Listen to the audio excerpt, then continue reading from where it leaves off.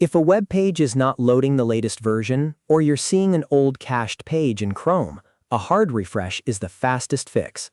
In this video, I'll show you exactly how to hard refresh Chrome on Windows, Linux, and Mac so you can force the browser to reload the page without using the cache. This is a simple trick, but it can save you a lot of time when a website looks broken, updates are not showing, or images and styles are not loading correctly.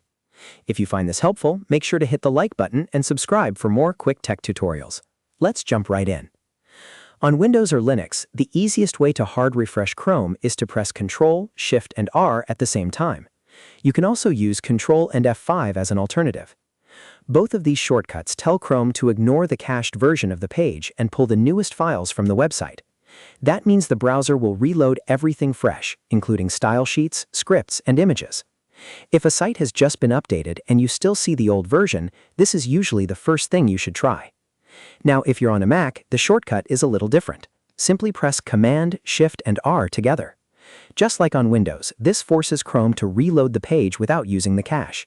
It is especially useful if a website is stuck, not displaying changes, or behaving strangely after an update. If the shortcut does not seem to work right away, make sure the Chrome tab is active and try it again. In most cases, the page will refresh and you'll immediately see the latest version.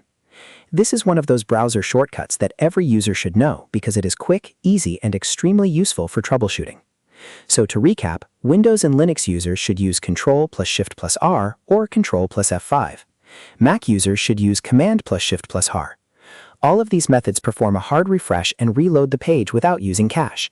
If this video helped you out, please like, subscribe, and turn on notifications for more simple tutorials like this.